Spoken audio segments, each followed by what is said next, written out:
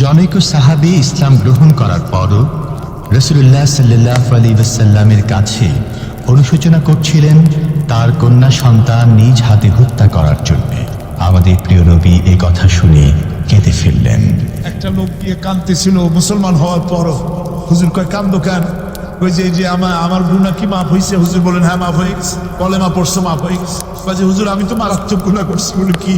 বলে আমার একটা মেয়ে, সেই মেয়েটাকে নিয়ে আমি ঘটনা লম্বা, আমি সংক্ষেপে বলতেছি।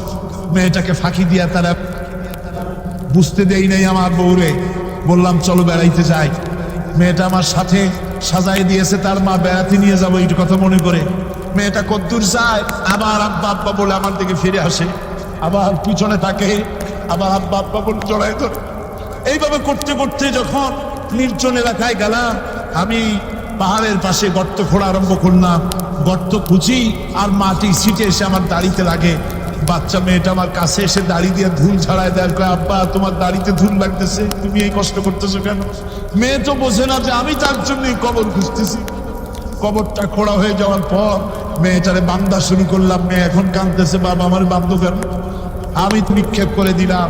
মেয়েটা গর্তের মধ্যে বসে চিৎকার করে বলছে, আব্বা তুমি আমারে বাঁচতে দাও, আমি তোমারে বাপ বলে সমাজে হ্যাঁ করবো না, আমি ভিক্ষা করে খাবো, আমার বেরো না। বলছি আর রাসূলুল্লাহ, আমার মনে দরদ আসলো না। আমি একটা পাথর উঁচু করে আমার মেয়ের বুকটা ঢুকে দিয়ে উঠলো। আমার মেয়ের বুক থেকে আওয়াজ বেরোলো। আমার কালে যেন এখনো সেই আওয়াজ বাজে। হাদিস শরীফে এসেছে হুজুরের চোখের পানি দাড়ি ভিজে ভিজে জামার উপরে পড়তেছিল।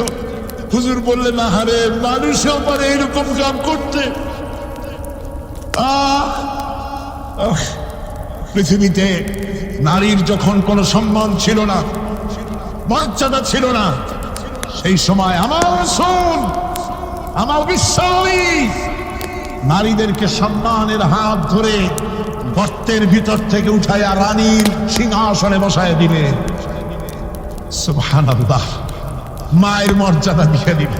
সুবহানাল্লাহ, নারীরা আমাদের মায়ের জাত। নারীরা আমার কিয়ের জাত? মায়ের জাত। আমার মা বোনেরা, তোমাদের সম্মান কত তোমরা জানো না।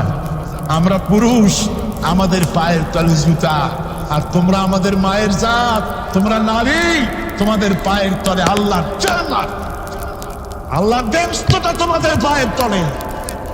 এই সম্মান আল্লাহ তোমাদের দিয়েছে, নবী দিয়েছে। সুবহানাল্লাহ। কোন ভাইরা আমার, অধিকার ইসলাম দিয়েছে। বিবাহ যখন হয়, এই বিবাহের সময় এজেন্ট আনতে হয়। আর বিবাহ হচ্ছে বিবাহ বৈঠক। এজেন্ট আনার জন্য ওই যে কি জানি কয়, ম্যারেজ রেজিস্ট্রার বা মৌলবি সাহেব, কার অনুমতি আগে নেয়? বলেন কার অনুমতি? তাহলে অধিকার ইসলাম পুরুষে দিল না মেয়ে লোকে দিল? আগে মেয়ে লোকের কাছে যাও, মেয়েটাকে জিজ্ঞেস করো সেই বিবাহে রাজি আছে কিনা। সুবহানাল্লাহ পড়ে, এই বিবাহে রাজি আছে কিনা জিজ্ঞেস করো, তার অধিকারই বেশি। এরপরে এই বিবাহে করার ব্যাপারে কত বৈষম্য। আজ বিবাহ করতে গেলে যৌতুকের প্রথা এসেছে। রাসূলুল্লাহ যৌতুক দিয়েছিলেন, ওটা যৌতুক না, ওটা উপহার, ওটা হাদিয়া। রাসূলুল্লাহ তোহফা দিয়েছিলেন হুজুরের জামাই। সুবহানাল্লাহ, কি জামাই! এক জামাই তো জিন্নুর আইন, যাকে ফেরেশতারা পর্যন্ত লজ্জা করতো যারে দেখে, হযরত উসমান রাদিয়াল্লাহু তাআলা আনহু। আর একজন হযরত আলী কাররামাল্লাহু ওয়াজহাহু। হযরত আলী, যার সম্পর্কে রাসূল পাক সাল্লাল্লাহু আলাইহি ওয়াসাল্লাম যাকে কত সম্মান দিয়েছেন, কত মর্যাদা দিয়েছেন, এই হলো হযরত আলী হুজুরের জামাই। আনা মদিনাতুল ইলম ওয়া আলিউম বাবুহা, আমি হলাম জ্ঞানের রাজ্য, আর আলী হলো সেই রাজ্যে প্রবেশের দরজা। সুবহানাল্লাহ। ভাইরা, এই হলো জামাই। আর মেয়ে ফাতিমাতুল জান্নাত বিনতে রাসূল, বেহেশতের সূত্রমণিদের সরদারিনী মা ফাতিমাতুজ জাহরা রাদিয়াল্লাহু তাআলা আনহা। কি উপহার দিলেন বিয়েতে রাসূল? এই মেয়ে আর এই জামাই। উপহার হলো খেজুরের ছোবড়ার একটা তোষক, পানি উঠাবার জন্য একটা মশক, আর আটা পেশা একটা জাত। এই হলো নবীর মেয়ে আর জামাইয়ের জন্য। আবার স্ত্রীরা রাসূলের প্রতি কি ভালোবাসা দেখেছেন। হযরত উম্মে হাবিবা রাদিয়াল্লাহু তাআলা আনহা, আমাদের মা আবু সুফিয়ান রাদিয়াল্লাহু তাআলা আনহু, তার মেয়ে। তার কাছে আবু সুফিয়ান তখনও কাফের, সেই কুফরি হালতে মেয়ের ঘরে গিয়েছেন। যাওয়ার পরে হযরত উম্মে হাবিবা বাপ যখন বসতে গিয়েছেন, তখন উম্মে হাবিবা বলছেন যে আব্বা একটু দাঁড়ান। এই অবস্থায় দাঁড়াতে বলে বিছানাটা উল্টায়া দিয়া তারপরে বললেন যে বসেন। বাপ মনে খুব দুঃখ পেলেন। আবু সুফিয়ান বললেন, মা উম্মে হাবিবা, আমি তোমার পিতা, ভালো একটা বিছানা থাকলে তাই বিছায় দেওয়া উচিত ছিল, আর তুমি বিছানাটা উঠাইয়া তারপরে আমার খালি জায়গায় বসতে বললা, আমি তোমার ব্যবহারে আহত হলাম। হযরত উম্মে হাবিবা বলেন, আব্বা জান, নিশ্চয়ই আপনি আমার আব্বা, শ্রদ্ধেয় পিতা, কোনো সন্দেহ এতে নাই, কিন্তু আপনি একজন কাফের। আল্লাহর রাসূল যে বিছানায় বসেন, সেই বিছানা আমি একটা কাফেরকে বসতে দিতে পারি না।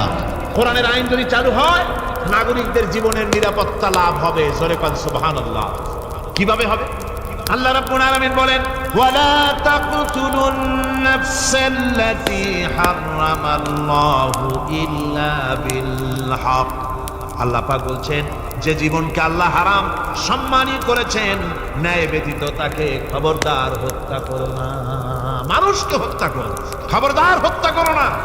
আল্লাহ পাক হত্যা নিষিদ্ধ ঘোষণা করে দিলেন, আর বললেন, মান কাতালা নাফসান বিগাইরি নাফসিন আও ফাসাদিন ফাকান্নামা কাতালান নাস জামিআ। কেউ যদি কোন নরহত্যা এবং বিপর্যয় সৃষ্টি করে, কোন অপরাধ ছাড়া যদি কেউ কোন নির্দিষ্ট অভিযোগ, তাকে হত্যার শাস্তি দেওয়া যায় কোরআন অনুযায়ী, এরকম ছাড়া যদি অন্যায়ভাবে কেউ কাউকে হত্যা করে, তাহলে একটা লোক হত্যা করা নয়, একটা মানুষ হত্যা করার অর্থ হলো গোটা বিশ্বের সমস্ত মানুষকে হত্যা করা। কে বলছেন এ কথা? আল্লাহ পাক বলছেন। আর একটা মানুষকে যদি বাঁচায় দেওয়া যায়, তাহলে সে যেন গোটা পৃথিবীর সমস্ত মানুষকে বাঁচায় দিল। এ কথা কে বললেন? আল্লাহ সুবহানাহু ওয়া তাআলা। এরপরে নরহত্যা যারা করবে তাদের জন্য রয়েছে শাস্তি। কি শাস্তি? আল্লাহ পাক বলছেন, ওমাইয়াকতুল মুমিনান মুতাআম্মিদান ফাজাযাউহু জাহান্নামু খালিদান ফিহা ওয়াগাদিবাল্লাহু ওয়া লা'নাহু ওয়া আ'আদ্দা লাহু আযাবান আযীমা। আল্লাহ পাক বলছেন, ওমাইয়াকতুল মুমিনান মুতাআম্মিদান, যে ব্যক্তি কোনো মুমিনকে ইচ্ছে করে হত্যা করলো, ফাজাযাউহু জাহান্নাম, তার শাস্তি কি? যারা বলেন শাস্তি কি? খালিদ, সেই জাহান্নামে চিরকাল তাকে থাকতে হবে। ওয়া গাদিবাল্লাহ ওয়া লা'নাহু, আর তার উপরে আল্লাহর গজব, আল্লাহর লানত, চিরকাল এই শাস্তি তাকে জাহান্নামে ভোগ করতে হবে। বন্ধুগণ, জীবনের নিরাপত্তা দিচ্ছেন আল্লাহ পাক। কোরআনের আইন চালু হলে মানুষকে হত্যা করা হবে না, কেউ কাউকে মারতে পারবে না, মারলে তাকেও নিহত, হত্যা করা অবশ্যই হবে। সম্পদের নিরাপত্তা দিচ্ছেন আল্লাহ, গ্যারান্টি। হিন্দু হোক মুসলমান হোক, সকলে সম্পদের গ্যারান্টি মিলবে, কেউ কারো সম্পদকে হরণ করবে না, গসব করবে না। কোরআন বলছে, ওয়ালা তাকুলু আমওয়ালাকুম বাইনাকুম বিল বাতিল, পরস্পরের সম্পদকে অবৈধভাবে ভক্ষণ করো না। সম্মানের নিরাপত্তা হচ্ছে, ইসলামী সমাজ চালু হয়ে গেলে আল্লাহ রাব্বুল আলামিন সম্মানের নিরাপত্তা দিবেন প্রত্যেক নাগরিকে।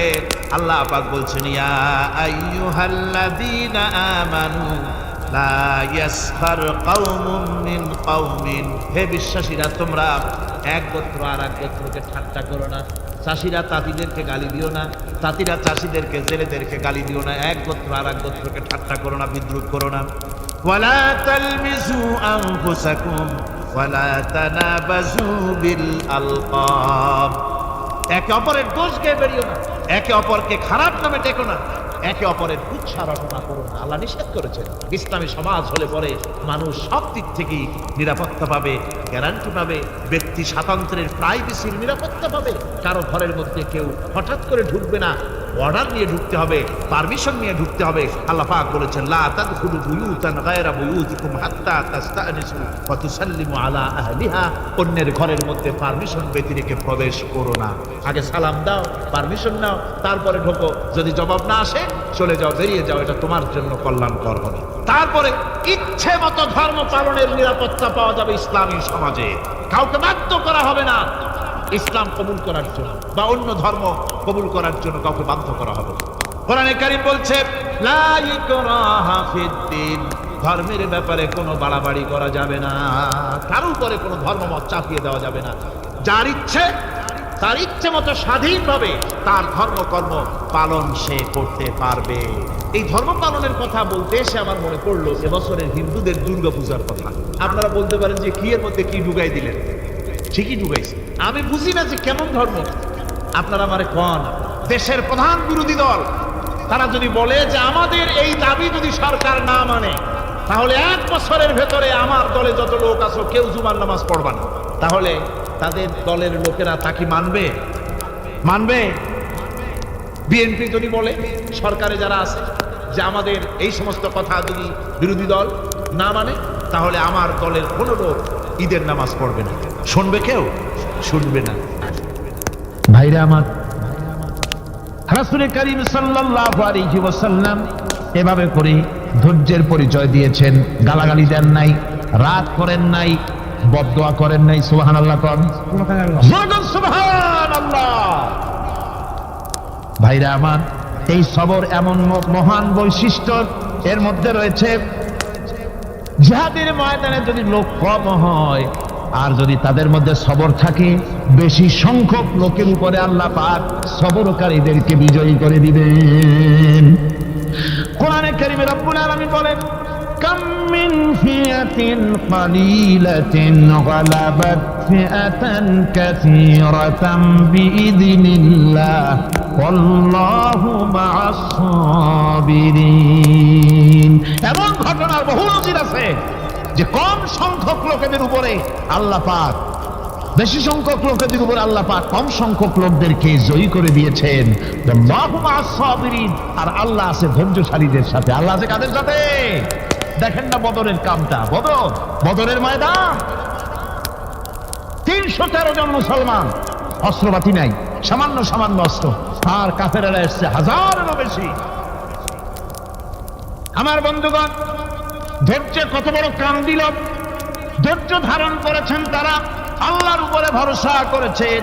আল্লাহ রাব্বুল আলামিন অস্ত্রের কাজ কি দিয়া করায় দিলেন। একজন সাহাবী এসে বলছেন, হুজুর, জিহাদের ময়দান, ইসলামের প্রথম জিহাদ, আমার কাছে তো অস্ত্র নাই, মেহেরবানি করে একটা অস্ত্র আমারে দেন, আমি লাফায় পড়ি জিহাদের মধ্যে। হুজুর বলেন, অস্ত্র তো আমার কাছে নাই, দেবটা কি?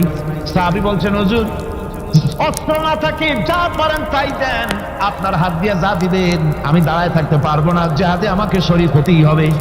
নবীজি কাছে পেলেন একখানা শুকনা খেজুরের ডালখানা তুলে সাহাবীর হাতে তুলে দিলেন। সাহাবী বলেন, রাসূলের হাতে দেওয়া শুকনা খেজুরের ডালটা নিয়ে আমি যখন কাফেরদের ভিড়ের মধ্যে ঝাঁপায় পড়ে যখন শুকনা খেজুরের ডাল ভেঙে পড়ে গেল। ভাইরা আমার, আল্লাহ রাব্বুল আলামিন সবর যারা করে, সংখ্যা যদি কম হয় আল্লাহ পাক তাদেরকে বিজয়ী করে দেবেন, এই ওয়াদা আল্লাহ রাব্বুল আলামিন করেছেন। এই সবরের গুণ ছাড়া জান্নাতেও প্রবেশ করা যাবে না। সবর যদি না থাকে বেহেশতে যাওয়া যাবে না।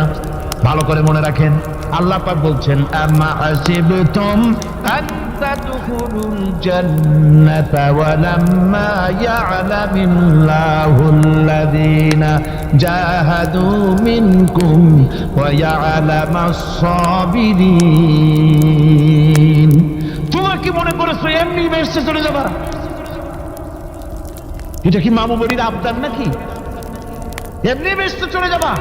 অথচ আল্লাহ রাব্বুল আলামিন এখনো দেখেন নেননি যে তোমাদের মধ্যে কারা জিহাদ করতে প্রস্তুত, কারা তোমাদের মধ্যে জিহাদ করে জান দেওয়ার জন্য প্রস্তুত, আর কারা ধৈর্যধারী, এটা তো আল্লাহ এখনো দেখে নেন নাই। সুতরাং হক এবং বাতিলের সংগ্রামে লিপ্ত হতে হবে। আল্লাহ দেখতে চান কারা জীবন দিতে চায়।